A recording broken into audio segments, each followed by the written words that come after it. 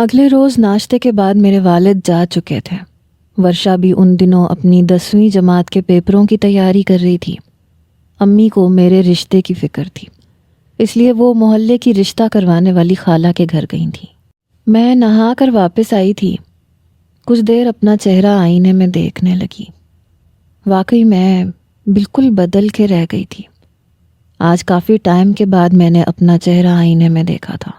واصف کی باتیں یاد آنے لگی کہ تمہارا چہرہ بے حد حسین ہے، لیکن میں نے پہلے کبھی غور سے دیکھنے کی کوشش ہی نہیں کی۔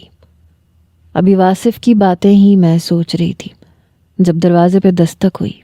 کیا میں اندر آ سکتا ہوں؟ فیضان کی آواز تھی۔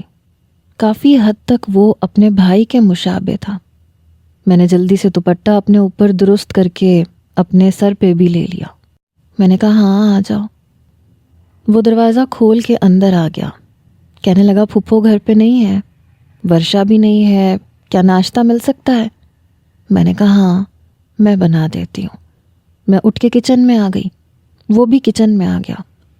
ایک وقت تھا میری اس سے کافی دوستی ہوا کرتی تھی، کیونکہ ہمارے سبجیکٹ سیم تھے، اس لیے جب اسے کچھ سمجھ میں نہیں آتا تھا تو بلا تکلف میرے گھر آ جاتا تھا۔ ابھی بھی کچن میں آ کے کھڑا ہو گیا، کہنے لگا کافی وقت گزر گیا ہے، تمہارے ہاتھ کی بریانی نہیں کھائی۔ تمہیں پتہ ہے باہر جرمنی میں نے تمہاری بریانی کو بہت مس کیا تھا۔ کہنے لگا کتنا کچھ بدل گیا نا یشما، ہم لوگ کتنی مستی کیا کرتے تھے، ہنستے تھے، لڑتے تھے، ایک دوسرے سے چھین کے کھاتے تھے۔ شیلف پہ ٹیک لگائے وہ مجھ سے کہہ رہا تھا۔ میں نے کہا ہاں بہت کچھ بدل گیا۔ کہنے لگا واصف بھائی نے پتہ نہیں کیوں اتنا بڑا اقدام اٹھا لیا، میری سمجھ میں نہیں آ رہا۔ کیا تم سے کبھی انہوں نے کوئی بات کی؟ میرا ہاتھ انڈا فرائی کرتے ہوئے رکا تھا، لیکن میں فوراً سے سنبھل گئی۔ میں نے کہا نہیں، تم تو جانتے ہو شروع سے ہی نہ وہ ہم میں بیٹھتے تھے نہ باتیں کرتے تھے، میری ان سے ایسی کوئی دوستی نہیں تھی۔ وہ کہنے لگا ہاں یہ بات تو ہے، کافی ریزرو رہتے تھے، بڑے تھے نا اس لیے اپنا بڑا پن دکھاتے تھے۔ پھر کہنے لگا تمہیں ایک چیز دکھاؤں؟ میں انڈا فرائی کر کے اس کی پلیٹ میں ڈال چکی تھی، نمک اور کالی مرچ ڈال رہی تھی، دوسری طرف سلائس بھی سیک رہی تھی، اور تیسرے چولہے پہ میں نے چائے بھی رکھی ہوئی تھی۔ میں نے کہا ہاں دکھاؤ کیا دکھانا ہے۔ اس نے اپنا بٹوا کھولا اور کاغذ کا ایک ٹکڑا مجھے پکڑا دیا۔ پتہ نہیں کیوں لیکن میرا دل بڑی زور سے دھڑکا تھا۔ میں نے کہا یہ کیا ہے؟ کہنے لگا کھول کے دیکھ لو کیا ہے۔ میں نے سلائس اس کی پلیٹ میں رکھے۔ میں نے کہا تم یہ ناشتہ کرو، میں چائے لے کے آتی ہوں۔ کہنے لگا پہلے یہ کھول کے تو دیکھو۔ میں نے ڈرتے ڈرتے وہ رکا کھولا تھا کہ کہیں واصف نے اسے کچھ لکھ کے نہ بھیجا ہو۔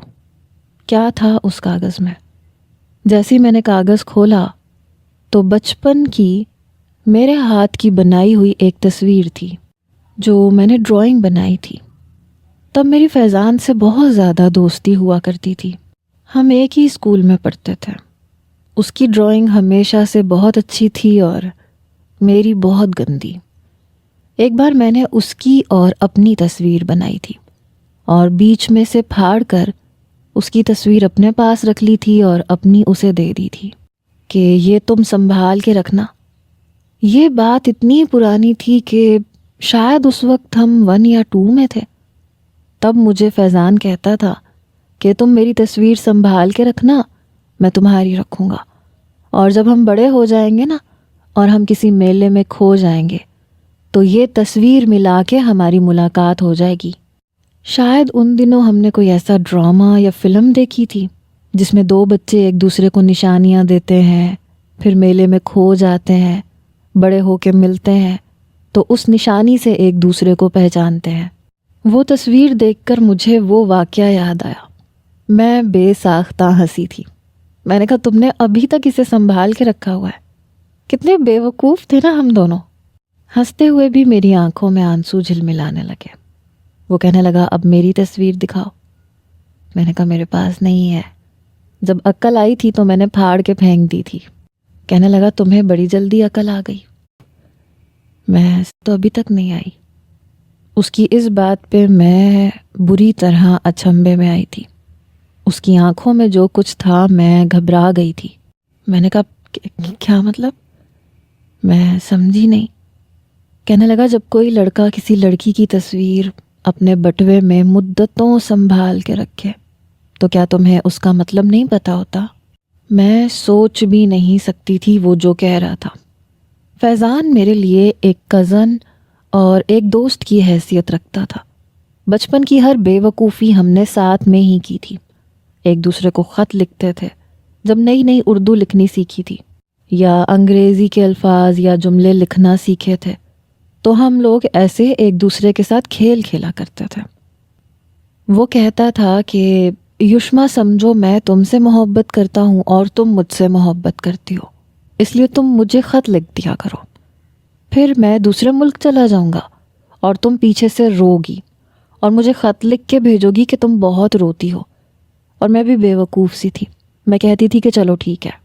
وہ دوسرے کمرے میں چلا جاتا، کہتا کہ یہ سمجھو یہ باہر کا ملک ہے، اب تم اس کمرے میں نہیں آؤ گی، تم مجھے خط لکھو گی۔ میں نے کہا تو میرا خط تم تک کیسے پہنچے گا؟ وہ کہنے لگا وہ تم میرے دروازے سے نیچے پھینک دینا، میں سمجھ جاؤں گا کہ ڈاکیا دے کے گیا ہے، اور پھر یہیں سے میں تمہیں خط باہر پھینکوں گا، تم سمجھ جانا کہ باہر سے آیا ہے۔ ہم لوگ اس وقت شاید دوسری یا تیسری جماعت میں تھے۔ میں نے کہا ٹھیک ہے۔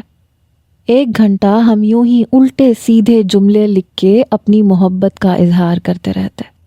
مجھے تم سے محبت ہے، آئی لو یو، کب آؤ گے، میں تمہارا انتظار کرتی ہوں۔ گندی مندی لکھائی میں ہم یہ لکھتے تھے اور ایک دوسرے کے خط کا انتظار بھی کرتے تھے۔ پتہ نہیں ایک بار بڑا مشکل سا لفظ اس نے مجھے لکھ کے بھیجا تھا، مجھے سمجھ میں نہیں آ رہا تھا۔ واصف بھائی اس وقت اپنا پڑھ رہے تھے۔ میں نے کہا واصف بھائی یہ کیا لکھا ہے؟ اس نے میرے ہاتھ سے پرچہ پکڑا، پڑھنے کے بعد کہنے لگا یہ کس نے لکھ کے دیا ہے تمہیں؟ میں نے کہا فیضی نے۔ انہوں نے کمرے کا دروازہ کھولا، فیضان کو کان پکڑ کے مروڑ کے رکھ دیا۔ یہ کیا لکھا ہے تم نے؟ شرم نہیں ہے تمہیں؟ بہن لگتی ہے تمہاری۔ واصف بھائی ہم سے بڑے تھے، مجھے نہیں پتا تھا کہ اس نے ایسا کیا لکھا تھا۔ وہ رونے لگا۔ ایک تھپڑ واصف بھائی نے فیضان کے منہ پہ مارا۔ ابو کو بتاؤں میں کہ تم کس قسم کے جملے لکھ کے دیتے ہو اسے؟ مجھے نہیں پتا تھا کہ اس کا مطلب کیا ہوتا ہے، شاید اسے بھی نہیں پتا تھا۔ بس ہم نے پڑھا تھا کہ KISS کس ہوتا ہے، اور اس نے لکھا تھا I kiss you۔ اس بیچارے کو واصف اور ماموں سے بہت ڈانٹ پڑی۔ پھر وہ مجھے اپنے گھر کھیلنے کے لیے نہیں بلاتا تھا، بلکہ وہ میرے گھر آ جایا کرتا تھا۔ کہنے لگا پتہ نہیں مجھے کیوں مارا، مس نے ہی تو ہمیں یاد کروایا تھا کہ KISS کس ہوتا ہے۔ اس وقت تو مجھے بھی نہیں پتا تھا، البتہ مجھے اس کی مار کھانے پہ بڑا دکھ ہوا تھا۔ لیکن وقت گزرنے کے ساتھ ساتھ جیسے جیسے ہم بڑے ہونے لگے، اپنی بے وقوفیوں پہ ہم خوب ہنسا کرتے تھے کہ ہم لوگ کتنے مزے سے وہ لفظ بول جاتے تھے جن کا ہمیں مطلب بھی پتہ نہیں ہوتا تھا۔ بہرحال لڑائی بھی ہماری ہو جایا کرتی تھی، لیکن ایسا کبھی نہیں ہوا تھا کہ میں نے فیضان کے لیے کچھ ایسا محسوس کیا ہو۔ انٹر کے بعد جب اس نے کہا کہ وہ باقی کی تعلیم باہر ملک میں کرنا چاہتا ہے، جرمنی جانا چاہتا ہے، تو میرے دل کو ایسا کچھ نہیں ہوا تھا۔ بس اتنا تھا کہ میرا ایک اچھا دوست بہت دور جا رہا ہے۔ نہ میں روئی تھی نہ میں اداس ہوئی تھی، البتہ وہ ضرور اداس تھا۔ کہنے لگا کہ تمہیں بہت یاد کروں گا۔ میں نے کہا اچھا، پہلے جاؤ تو، اور ہاں اچھا پڑھنا، سمجھ آئی نا؟ یہ نہ ہو وہاں جا کے بھی تم B اور C گریڈ لیتے رہو۔ وہ کہنے لگا ہاں تم سے تو اچھا ہی پڑھوں گا۔ بس ایسی باتیں ہوتی تھیں ہمارے بیچ میں۔ پتہ نہیں اس نے تصویر کیوں سنبھال کے رکھی تھی۔ یہ میرے لیے بھی حیران کن سی بات تھی، کیونکہ 12ویں جماعت کے بعد میری سوچ واصف کے لیے بدلنے لگی تھی۔ مجھے وہ اچھا لگتا تھا، وہ میری طرف دیکھ رہا تھا۔ میں نے کہا تمہیں بھی یہ پھاڑ کے پھینک دینی چاہیے تھی، بے فضول سی بات ہے۔ چائے والی کیتلی کے نیچے جلتی ہوئی آگ پہ میں نے وہ تصویر رکھ کے جلانی چاہی تو جھٹ سے فیضان نے مجھ سے چھین لی۔ پاگل تو نہیں ہو گئی ہو تم؟ اس نے جلدی سے اس تصویر کو لپیٹ کے اپنے بٹوے میں رکھ